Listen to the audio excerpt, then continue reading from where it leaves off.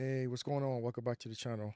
As I was scrolling through TikTok, this video just automatically popped up, and it's one of the news outlets with or one of the hosts, Carl Higbee, and his speech about going to war was pretty awesome. It was like, it makes me want to actually go back into the military, just be able to do certain things again, especially when we deploy. But yeah, the things that he said though, it's like, I don't see how you're gonna get fired up.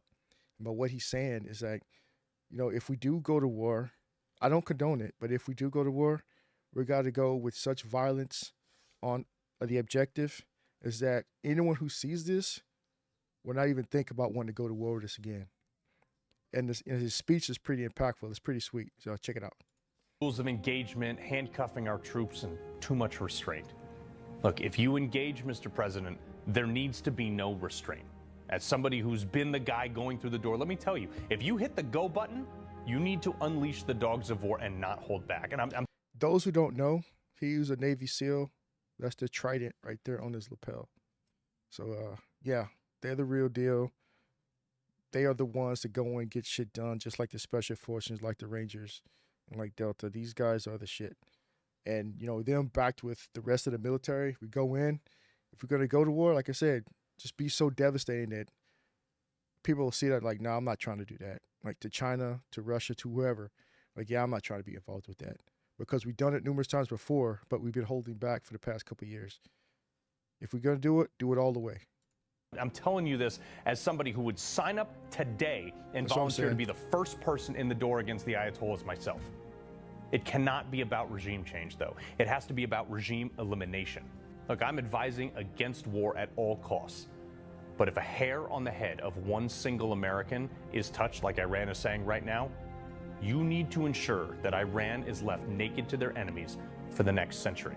America has 15,000 planes in our arsenal. More than anybody. We have 11 carrier battle groups. More than anybody. Deploy them. Destroyers with enough munitions to dispose of anything at the push of a button. More than anybody. Thousands of miles of it. We have intel assets that know every single move of every single person in power in that current regime right now.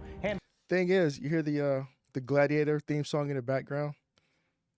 Now, those who've been in the military that are out watching this, tell me that don't get you fired up. Boy, you're ready to go back today. Give me my AR. Give me my grenades. Let me go back in. Let me do it again, coach. Hand it over to my people so we can go kick in their doors and kill them, their friends, and their neighbors. We can launch a bomber from a base anywhere in the world that doesn't technically exist, that drops a bomb from an altitude so high that it's classified, that 5 miles away, people will hear it explode after you're already dead. And when they run out of bombs, I want them 80 feet above the deck at twice the speed of sound, just like this. We spend more on defense than the next 25 countries combined. And if you push that button, Mr. President, the world needs to know why. Because if we're going to go to war, I want to never have to fight another war again.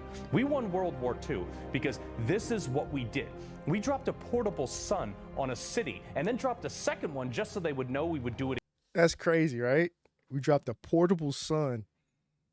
You talk about Hiroshima, by the way, on a city, and then did it again just to show that we meant business. So we've done it before. We have the ability to do it. Everybody knows we do. It's like that one big dog, he got caged up. People keep poking it. We'll open the door or open the cage and just let him off, just let an inch on the leash, just and we put it back. We don't do nothing. So people need to know we can become completely unglued, off the hinge, and just completely tear shit up. And then go sit back and smile and let people think that they can come try us again and see what happens. That's what we need to do. If we're going to do it all the way, with no confusion, nothing left on the table. So people say, all right, you got it. We remember. We was getting a little too big in our britches, but you got it. That's what we need to do. Again, but we need the history books to reflect that the last time society who harmed Americans is now visiting their heritage in pieces at the bottom of a lake with scuba gear. We don't have a military for some day. We have it for such an occasion like this. And it's not just Iran, it's the world. Think about that. It's just not Iran, it's the world. But that's the end of the video, by the way. But people seem to forget that the stuff that we've done. We pulled out of Iraq too early, Afghanistan too early. You know, they thinking that we're chicken. No, we're just sitting back like the cobra. Sit back and wait. Let you get close enough. Let you get close enough, and then just completely just. And what people will say, damn, it's a shame of what they did to those people, you know. But I understand. That's what it should come down to. Just be so violent of action on whatever objective we go at, and people just like, I don't want to play no more. This sucks. Make them completely change their attitude. Make them go in a different direction.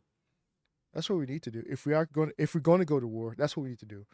I'm not saying we should, because I've lost friends while I was deployed during combat engagements. I don't want to. That sucks. Just thinking about that stuff, you know. But if that's what it takes, unfortunately, that's what it takes. If we do it again, do it all the way. That's my thoughts. That's my opinions on it. Let me know your thoughts in the comment section down below. Specifically, those who've already been over the war, those who've done it, those who know the cost, the ultimate cost, those who've lost friends, family members, those who know what it's like to be over there doing certain things like this.